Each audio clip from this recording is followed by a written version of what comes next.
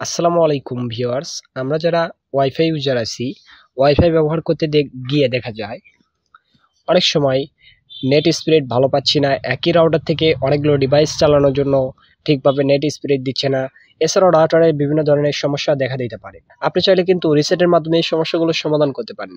তো ভিউয়ার্স, আজকে আমি আপনাদের দেখাবো কিভাবে আপনার রাউটারটি রিসেট করে পুনরায় কনফিগার করবেন সে পদ্ধতিটি। রিসেট করার দুটি পদ্ধতি আছে। একটি হলো আপনি যে কোনো ডিভাইস দিয়ে রিসেট করতে পারবেন, অন্য একটি হলো আপনার রাউটার থেকে রিসেট করতে পারবেন। প্রথমে দেখাই, চলুন আপনার যে কোনো ডিভাইস দিয়ে রাউটারটি রিসেট করবেন সে পদ্ধতিটি। এর জন্য আমি আমার ফোন থেকে চলে যাচ্ছি সরাসরি একটি ব্রাউজারে, গুগল ক্রোম ব্রাউজারে চলে যাব। নেটিস রাউটারের যে আইপি অ্যাড্রেসটি আছে সেটা আমরা সার্চ করব সার্চ বারে 192.168.1.1 লিখে আমরা সার্চে ক্লিক করব। আমি কিন্তু চলে এসেছি আমার নেটিস রাউটারের কন্ট্রোল পেজে। এখন এখান থেকে আপনারা চলে যাবেন ডান দিকে, উপরে একটি অপশন পাবেন, দেখবেন লেখা আছে অ্যাডভান্সড। এই অ্যাডভান্সড অপশনে ক্লিক করবেন।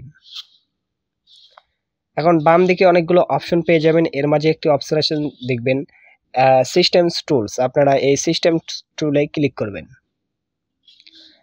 এর মধ্যে অনেকগুলো অপশন পাওয়া যাবে। এখান থেকে আপনারা চলে যাবেন ফ্যাক্টরি ডিফল্টস নামে যে অপশনটি আছে এই অপশনটিতে। এখন উপরে আপনি একটি অপশন পেয়ে যাবেন, সেটি হলো রিস্টোর নামে। আপনারা এই রিস্টোরে ক্লিক করে দিবেন। আমি রিস্টোরে ক্লিক করে দিচ্ছি। এখন এখানে আবার পারমিশন চাবে, ওকে করে দিবেন। ওকে করে দেওয়ার সাথে সাথেই কিন্তু এখানে রেস্টার্টিং শুরু হয়ে যাবে 100% হওয়া পর্যন্ত। আপনারা ওয়েট করবেন। 100% হয়ে গেলে কিন্তু আপনার রাউটারটি রিসেট হয়ে যাবে। 100% পূর্ণ হওয়ার পরে আপনার এখান থেকে ব্যাগে চলে আসবেন।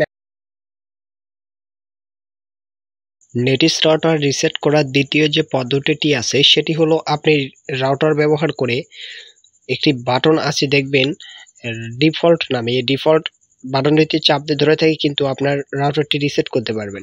দেখুন আমি এই বাটনটিতে চাপ দিয়ে ধরে রাখতেছি এবং আমার ওপরে যে বাতিগুলো আছে সে বাতিগুলো কিন্তু বেশিরভাগই একসাথে জ্বলে উঠবে।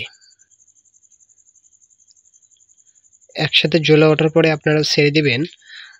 বেশিরভাগ বাতিগুলো আবারও দেখবেন বন্ধ হয়ে যাবে। বন্ধ হয়ে গিয়ে আবার কিছু সংখ্যক বাতি জ্বলে উঠবে, তখনই বুঝবেন আপনার রাউটারটি রিসেট হয়ে গিয়েছে। রিসেট সম্পূর্ণ হয়ে গেলে আপনাদের পুনরায় কনফিগার করার জন্য আপনার ডিভাইস থেকে চলে যাবেন ওয়াইফাই অপশনে। ওয়াইফাই অপশনে গেলে নেটিস রাউটারের যে কোম্পানি প্রদত্ত একটা নাম দেওয়া থাকে সে নামটি আপনারা এখানে দেখতে পারবেন। ওয়াইফাইয়ের সাথে আপনাদের ডিভাইসটি কানেক্ট করতে হবে। কানেক্ট করার জন্য এরকম ফটো দেখুন, আমার যে ডিসপ্লেতে ফটো দেখা যাচ্ছে এরকম আপনাদেরও রাউটারের পেছনে একটি স্টিকার মারা থাকবে, যে স্টিকারে আপনাদের একটি নেম এবং পাসওয়ার্ড দেওয়া আছে। এরকম পাসওয়ার্ড আপনারা বসাতে হবে। আর অনেক ক্ষেত্রে দেখা যায় এই যে নাম, এই নামের উপরে যদি আপনি ক্লিক করেন তাহলেই কিন্তু কানেক্ট হয়ে যায়। আমি নামের উপরে ক্লিক করতেছি, দেখুন আমার কিন্তু অটোমেটিক্যালি কানেক্ট হয়ে যাচ্ছে। আর যদি আপনাদের কানেক্ট না হয় তাহলে আপনারা পাসওয়ার্ডটি বসাবেন, বসে কানেক্ট করবেন। এখন আপনি কনফিগার করার জন্য চলে যাবেন আপনার যে কোনো ব্রাউজারে। আমি গুগল ক্রোম ব্রাউজারে চলে এসে আবারও নেটিস রাউটারের আইপি অ্যাড্রেস দিয়ে সার্চ করব। কন্ট্রোল পেজে চলে আসবো। কন্ট্রোল পেজ থেকে আপনারা প্রথমে যে জিনিসটির প্রয়োজন হবে সেটি হলো, দেখুন লেখা আছে ইন্টারনেট কানেকশন টাইপ। আপনাদের এই ইন্টারনেট কানেকশন টাইপটা আপনাদের ওয়াইফাই যে কোম্পানি থেকে নিয়েছেন তাদের থেকে শুনে নেবেন সে কানেকশন টাইপ কি, ইন্টারনেট কানেকশন টাইপটা কি তাদের, সেটা শুনে নিয়ে এটা সিলেক্ট করে দিবেন। আমার ইন্টারনেট কানেকশন টাইপ হলো PPPoE। আমি এটা সিলেক্ট করে দিচ্ছি। সিলেক্ট করে দেওয়ার পরেই এখানে দেখুন ইউজার নেম এবং পাসওয়ার্ড দিতে বলতেছে।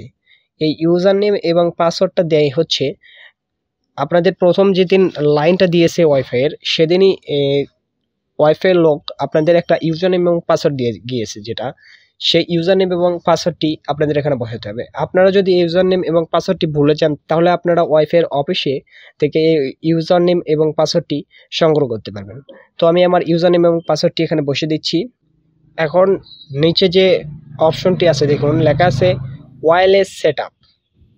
এই ওয়্যারলেস সেটআপে আপনারা আপনাদের ওয়াইফাইয়ের যে নামটি দিয়ে রাখবেন যে কোনো ডিভাইসে সেটা শো করবে। যেমন এখন এখানে দেখা যাচ্ছে নেটিস C530DD। এই নামটি সব ডিভাইসে শো করবে। আর আপনি চাইলে কিন্তু এই নামটি চেঞ্জ করে অন্য একটি নাম বসাতে পারবেন। আমি অন্য একটি নাম বসাবো। নাম বসানো হয়ে গেলে আপনারা নিচে যে পাসওয়ার্ড অপশনটি আছে, পাসওয়ার্ড অপশনে আপনারা একটি পাসওয়ার্ড বসাবেন, স্ট্রং একটি পাসওয়ার্ড। আর আপনারা যদি এই পাসওয়ার্ডটি না দিতে চান তাহলে ডিজেবল অপশন আছে, আপনারা এই ডিজেবল অপশনটিতে ক্লিক করে পাসওয়ার্ডটি নাও দিতে পারেন। যেহেতু আমি পাসওয়ার্ড দিব তার জন্য এনেবল করে রাখছি, এনেবল করে রেখে আমি একটি নতুন পাসওয়ার্ড দিয়ে দিচ্ছি। এই পাসওয়ার্ডটি কেটে দিয়ে সব কিছু দেওয়া হয়ে যাওয়ার পরে একদম নিচেই দেখুন লেখা আছে সেভ অপশন। আপনারা এই সেভ অপশনে ক্লিক করে যে ইনফরমেশনগুলো দিলেন সেগুলো সেভ করে দিবেন। সেভ করে দেওয়ার সাথে সাথেই কিন্তু আপনার ডিভাইস থেকে আপনার ওয়াইফাইটি ডিসকানেক্ট হয়ে যাবে। পুনরায় আপনার নেটটি যে কোনো ডিভাইসে কানেক্ট করার জন্য আপনি আবারও চলে যাবেন আপনার ওয়াইফাই অপশনে। ওয়াইফাই অপশনে গিয়ে আপনি এখানে দেখতে পারবেন যে আপনার ওয়াইফাইয়ের যে নামটি দিলেন সে নামটি কিন্তু এখানে শো করতেছে, এবং যে পাসওয়ার্ডটি দিলেন সে পাসওয়ার্ডটি এখানে দিয়ে আপনি কানেক্ট করে নেবেন। আমি যে পাসওয়ার্ডটি দিলাম সে পাসওয়ার্ডটি দিয়ে এখানে কানেক্ট করে নিচ্ছি। কানেক্ট হয়ে গেলে আপনার রাউটারটি মোটামুটি কনফিগার হয়ে গিয়েছে। আপনি এখন এভাবেই চালাতে পারবেন আপনার নেটটি। কিন্তু আরেকটি ইম্পর্টেন্ট জিনিস আপনাদের দেখাতে চাই, যেটা আপনাদের আমি মনে করি খুবই গুরুত্বপূর্ণ। আপনারা সরাসরি চলে যাবেন আপনাদের আবারও কন্ট্রোল পেজে, অ্যাডভান্স অপশনে চলে যাবেন। আপনারা এই অ্যাডভান্স অপশন থেকে কিছু কাজ করতে হবে। এখান থেকে একদম নিচের যে অপশনটি আছে সিস্টেম টুলস, আপনারা এই সিস্টেম টুলসে চলে যাবেন। এখানে বেশ কয়েকটি অপশন আছে, এর মাঝে একটি অপশন দেখতে পারবেন পাসওয়ার্ড নামে। আপনাদের এই পাসওয়ার্ড অপশনে ক্লিক করে দিবেন। ক্লিক করে দিলে দেখুন এখানে পাসওয়ার্ড বসানোর একটি সেট করার একটি জায়গা চলে এসেছে। এই পাসওয়ার্ডটি হলো আপনার এই কন্ট্রোল পেজে যে আমি আইপি অ্যাড্রেস দিয়ে প্রবেশ করতেছি, এই কন্ট্রোল পেজে কিন্তু যে কেউ আইপি অ্যাড্রেস দিয়ে প্রবেশ করতে পারবে। আর আপনি যদি এই পাসওয়ার্ডটি সেট করেন, এই পাসওয়ার্ডটি না দেওয়া পর্যন্ত কেউ আপনার কন্ট্রোল পেজে প্রবেশ করতে পারবে না। তার জন্য আমি মনে করি এটা খুব গুরুত্বপূর্ণ। আমি এই পাসওয়ার্ডটি সেট করব। দেখুন ওপরে দুইটা বাদ দিবেন। ওপরের দুইটা ব্যবহার করা হয় যখন আপনি পাসওয়ার্ড সেট করেছেন এবং চেঞ্জ করবেন সে সময় ওই দুটা ব্যবহার করতে হয়। 3 নাম্বার যে অপশনটি আছে নিউ ইউজার নেম, এখানে একটি ইউজার নেম দিয়ে দিবেন আপনারা। তারপর নিউ পাসওয়ার্ডের অপশনে একটি পাসওয়ার্ড দিয়ে দিব। পাসওয়ার্ডটি আবারও কনফার্ম নিউ পাসওয়ার্ডে এখানে জায়গা দিয়ে দিবেন। দেওয়ার পরে নিচে যে সেভ অপশনটি আছে আপনারা এই সেভ অপশনে ক্লিক করে সেভ করে নেবেন ইনফরমেশনগুলো।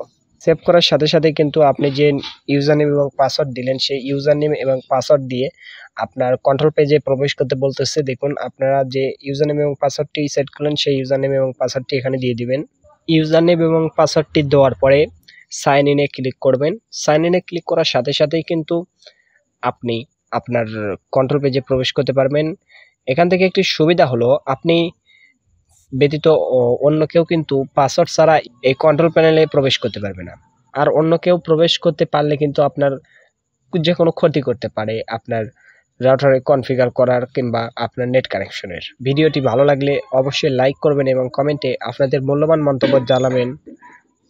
পরবর্তী ভিডিও সবার আগে পেতে চ্যানেলটি সাবস্ক্রাইব করে সঙ্গেই থাকবেন। আল্লাহ হাফিজ।